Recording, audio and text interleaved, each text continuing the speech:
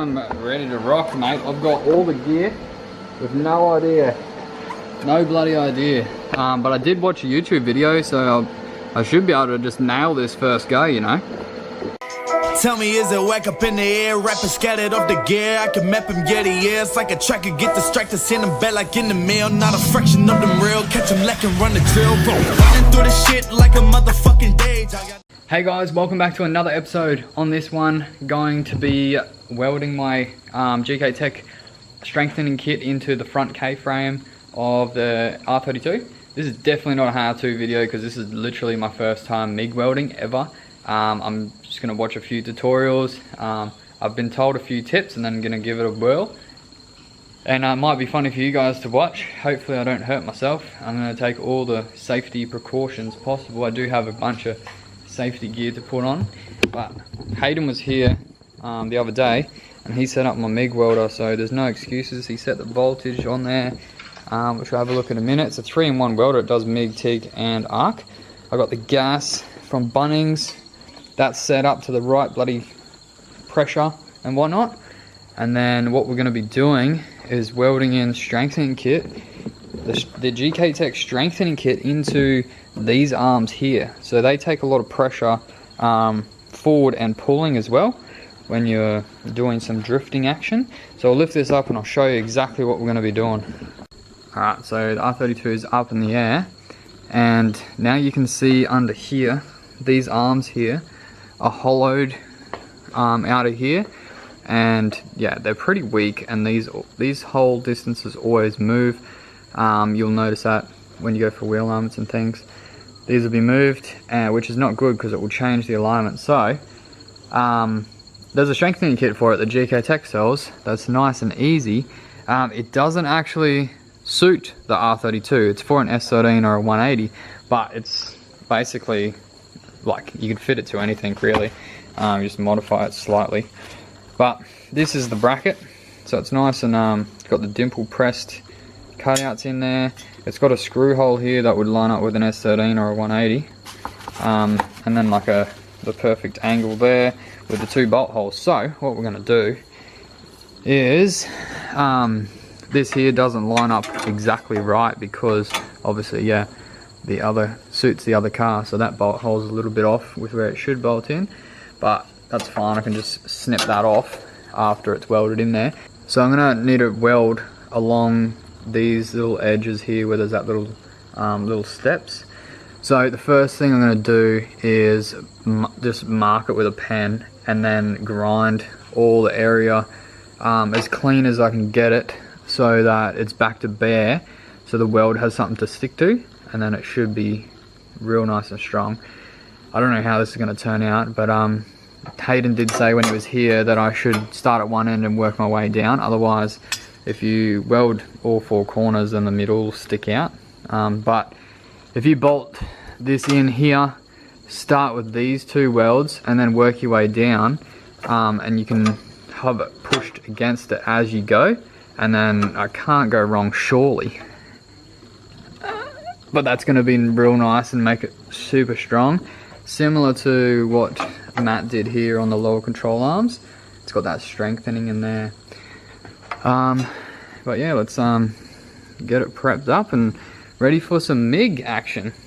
This will be interesting.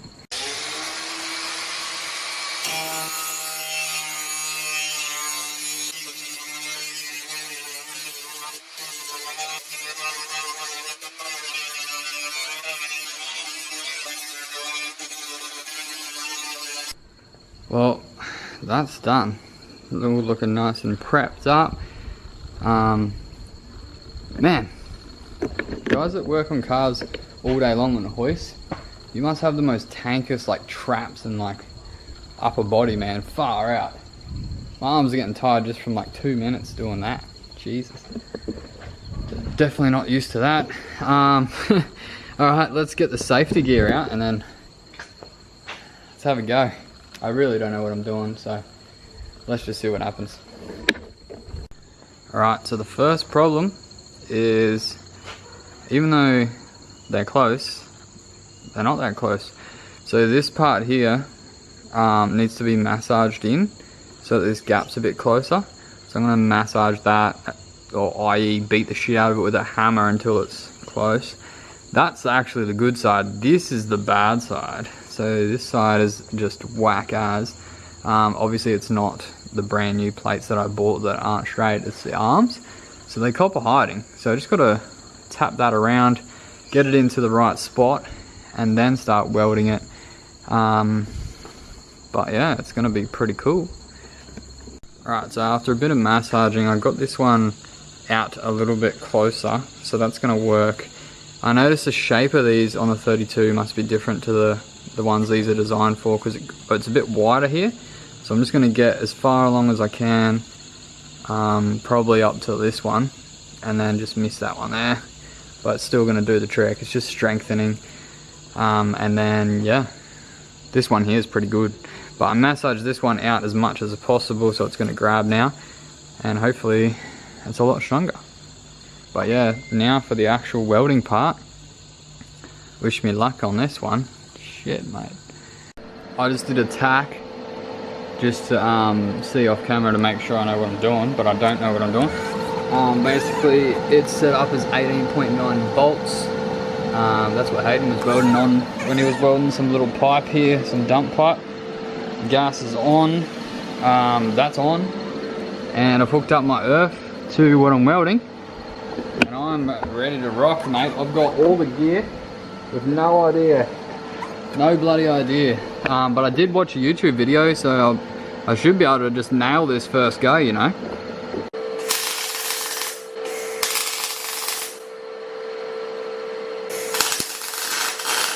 Alright, so I didn't do that bad. Obviously it didn't do that good either.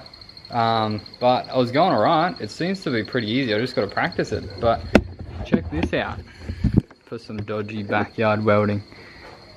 So I started out trying to tack a massive gap. Obviously that doesn't work. And then I kind of got the hang of it just here. Did a couple of tacks, but I think I'm using too much. I don't know.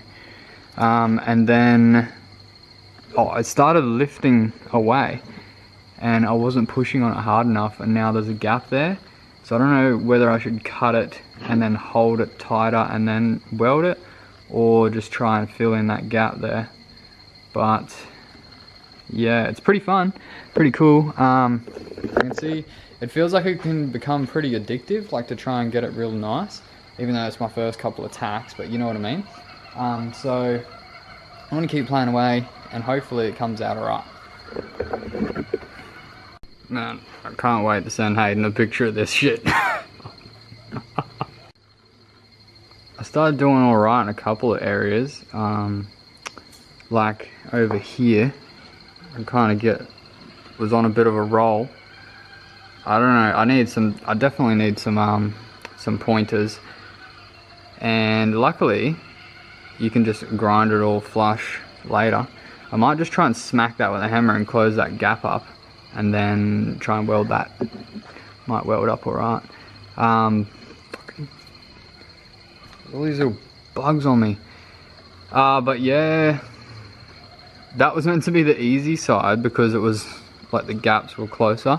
This side's going to be the harder side, so see how that goes. But that's bloody ugly. Once I grind it, it should be pretty flat though. Should be pretty nice.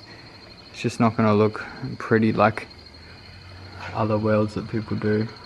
Like, that's freaking, oh man, now that I've tried welding, I've got a new appreciation for it, because I suck.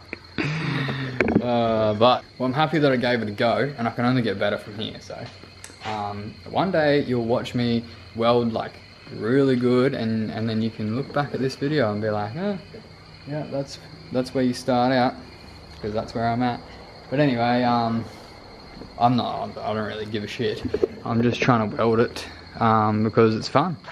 So I'm gonna finish welding this tomorrow, and then I'll grind it all up and then paint it and see how it looks.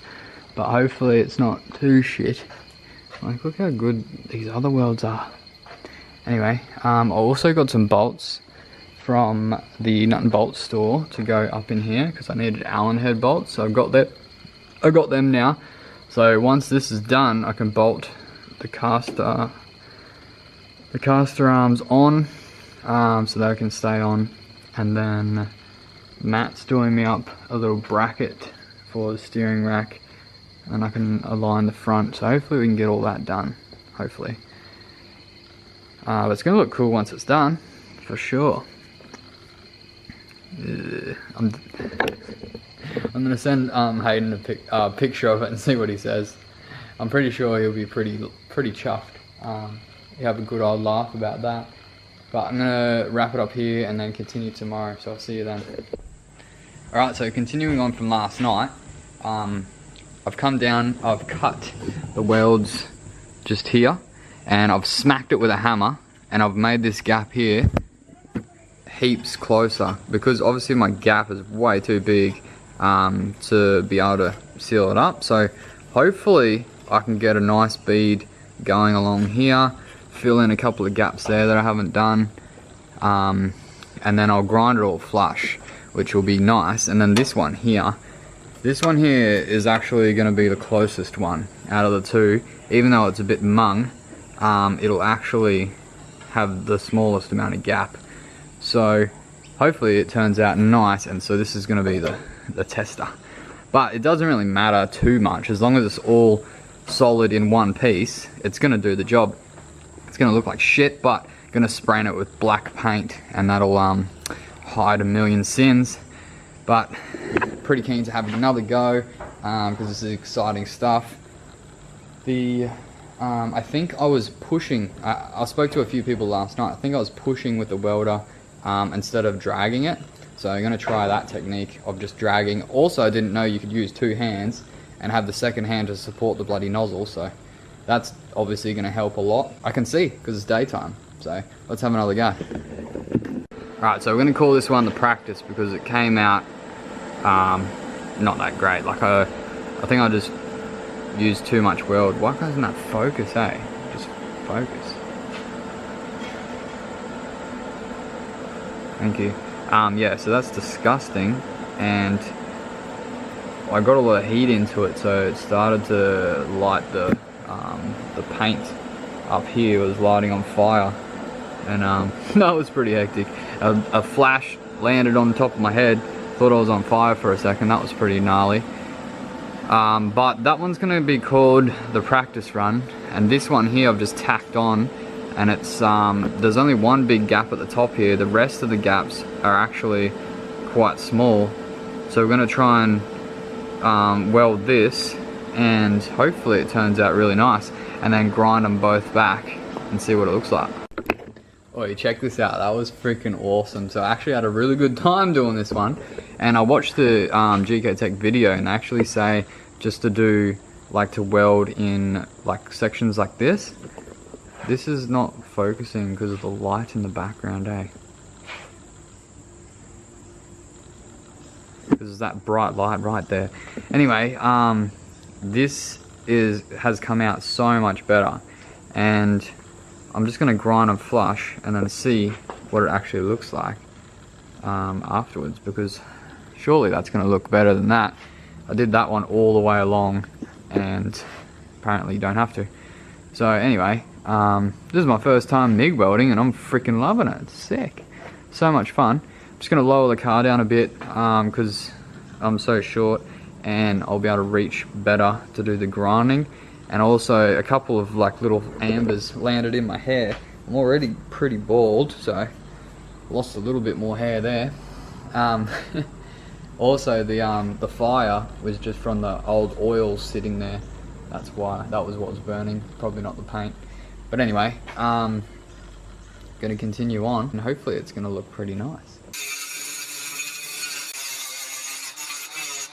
Well, it actually didn't turn out all that bad. Like, once it's ground down, you can't really tell. Like, I didn't grind it all off, but it's shit. But yeah, once that's painted, it's gonna be mint. So I'll let that cool down. Also had to put a tack in there, and that didn't really hold too well. But anyway, I'm gonna let that cool down a bit, just dust it off with the air compressor, and then paint them black just with a rattle can. But while that's doing that, I can mount these onto the lower control arms with the bolts that I bought. Why does this thing not want to focus? It's going to fit up through underneath in these holes because you can't get a socket in there. So that's going to be mint. I'll do that now. Alrighty, so just a quick touch of paint and they look like a professional job. I'm pretty bloody chuffed, eh? I'm pretty happy.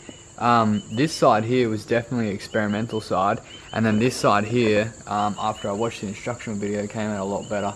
So that right side where there's gaps, that's how it's supposed to look, and then yeah, the rest is just trial and error, but came out looking sick, and I'm super happy with that. It's going to be nice and strong.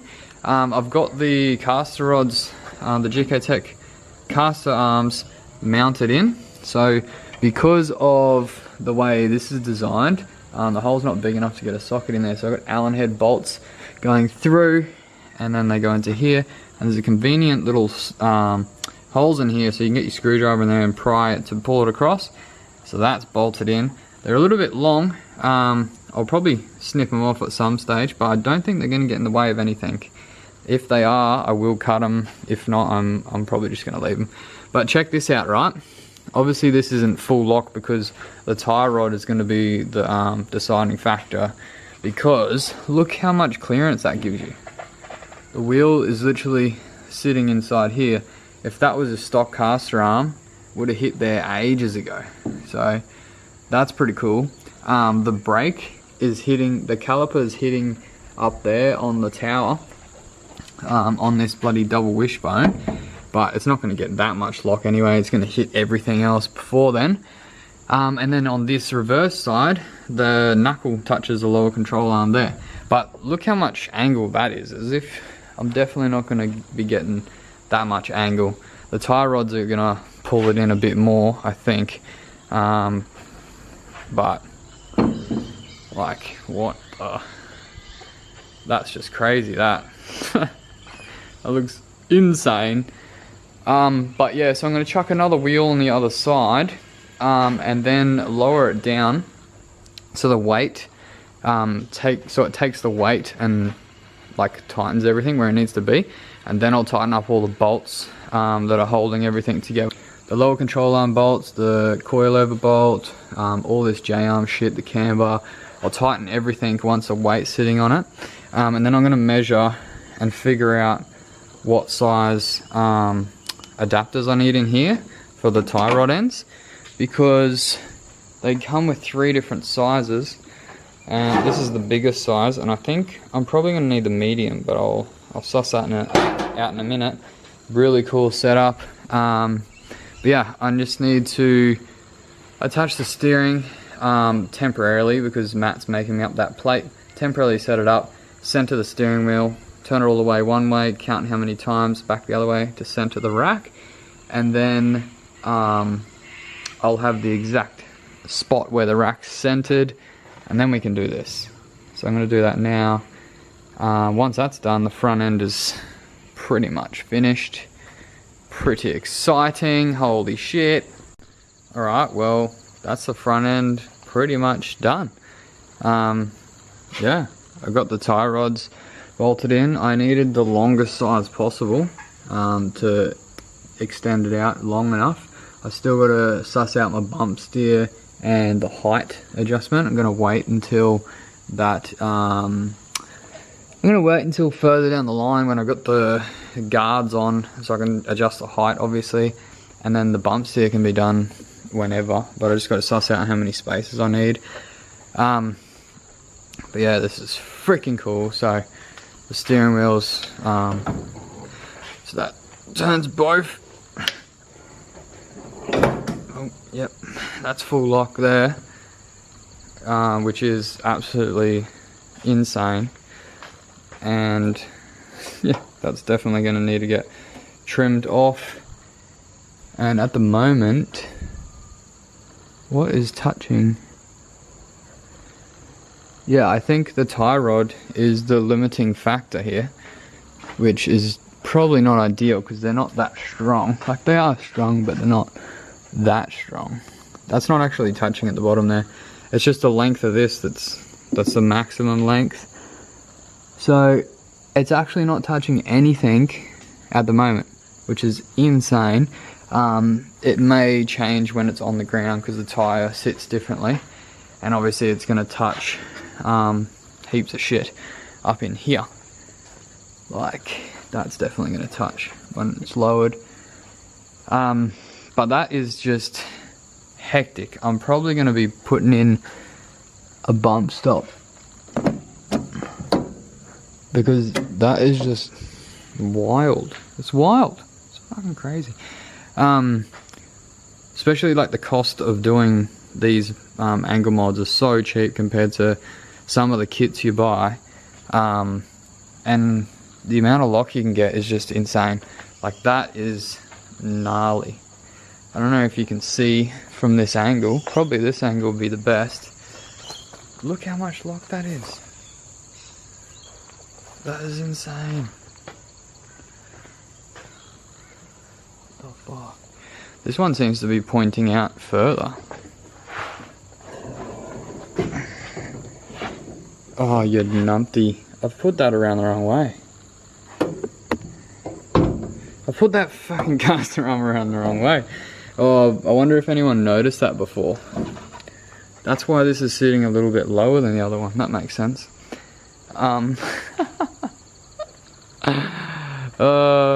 That's funny as. Did anyone notice that? If you did, drop it in the comments and let me know, because it would have been visible throughout the video.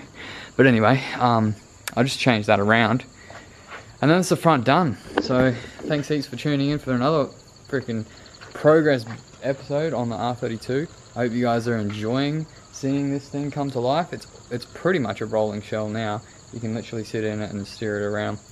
I'm going to move on to the high cas on the rear. The next episode will be about that. And yeah, it's coming together.